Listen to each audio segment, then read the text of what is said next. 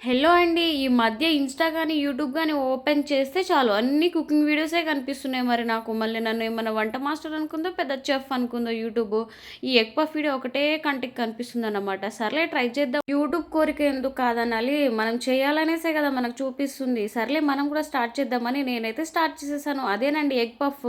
ముందుగా ఒక కప్పు మైదా పిండి తీసుకొని, కొంచెం సాల్ట్ ఏసేసి, కొంచెం కొంచెం నీళ్లు పోస్తూ బాగా చపాతీ పిండిలాగా కలుపుకోవాలన్నమాట. కొంచెం ఆయిల్ కూడా తీసేసుకొని మంచిగా కలుపుకోండి.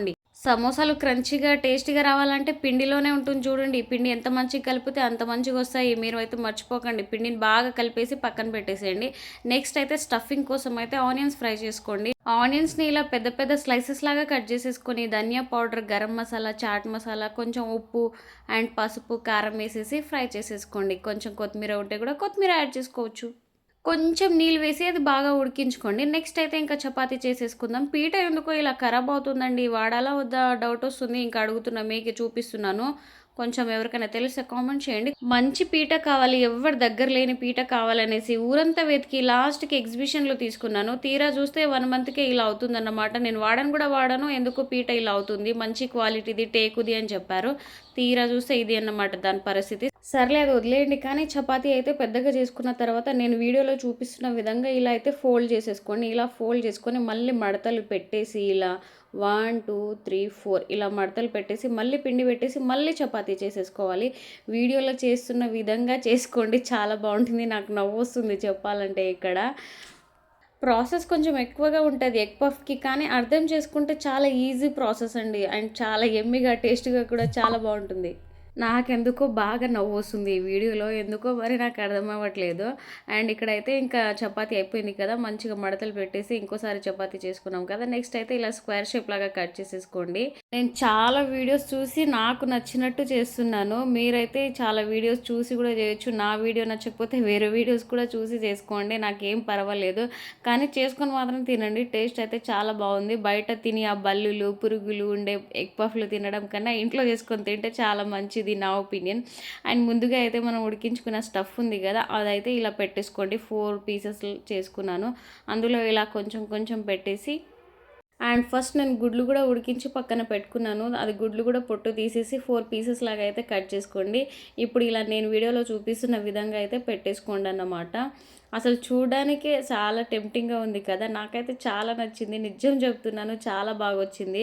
నేను మధ్యాహ్నం టైంలో చేశాను. ఈవినింగ్ వరకు ఇంట్లో అందరికీ 4 పీసెస్ చేసాము మేము. 4 మెంబర్స్ ఉంటాము. ఈవినింగ్ వరకు మా బ్రిత్ర ఉంచలేదు. నేనొక్కటి తింటే ఆమె 3 తినేసిందన్నమాట.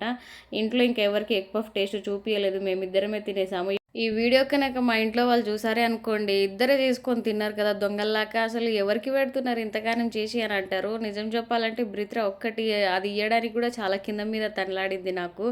ప్లీజ్ నేను ఇంత కష్టపడి చేశాను కదా, ఒక్క పీస్ ఇవ్వంటే ఒకటి ఇచ్చి 3 ఆమె తినేసిందన్నమాట. ఇంట్లోనే చేసినాను కదా అనేసి నేను కూడా హ్యాపీగా ఇచ్చేసిన. తను కూడా చాలా హ్యాపీగా ఫీల్ అయి తినేసింది. అండ్ సమ్మర్ కూడా వస్తుంది కాబట్టి రోజుకొక స్నాక్స్ వేయాలి పిల్లలకి. నిజం చెప్పాలంటే ఇలాంటి బేకరీ ఐటమ్స్ అయితే మీరు ఇంట్లోనే ప్రిపేర్ చేసి మీకు వచ్చినా రాకున్నా ట్రై చేసి మరీ సరే మీ ఇంట్లో పిల్లలు ఉంటే చేసి పెట్టండి. హ్యాపీగా ఫీల్ అయి తింటారు. కానీ ఈ బేకరీ ఐటమ్స్ అయితే బయట నుంచి తెప్పించి అస్సలు పెట్టకండి.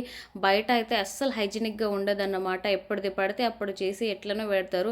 ఒక దగ్గర బల్లి వచ్చింది ఎగ్ పఫ్లో, చూసారు కదా మీరు ఆ వీడియో, చాలామంది చూసే ఉంటారు. అప్పటి నుంచి బయట ఎగ్ పఫ్ తినాలంటే నాకైతే చాలా భయం అన్నమాట. ఇంకా చాలా రోజులైంది ఎగ్ పఫ్ తినక అనేసి నేను వీడియో చేసి ఇంకా చూపిస్తున్నాను మీకు. అండ్ డీప్ ఫ్రై కూడా చేస్తారు చాలామంది. నేను ఇక్కడ డీప్ ఫ్రై చేయట్లేదు.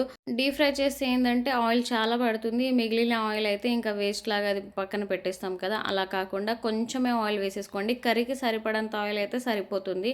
ఇలా మనం మంచిగా టర్న్ చేసుకుంటూ ఎగ్ పఫ్స్ని ఇలా కుక్ చేసుకుంటే ఎమ్మిగా టేస్టీగా చాలా బాగా రెడీ అయిపోతుంది. అసలు నేనేనా ఎగ్ పఫ్ చేసింది అనేసి అనిపించింది నాకైతే. అండ్ ఏం అనుకోకండి, ఈ వీడియోలో చాలా నత్తి నత్తిగా మాట్లాడి ఉంటాను నేనైతే. ప్లీజ్ ఏమైనా తప్పుగా మాట్లాడి ఉంటే క్షమించండి.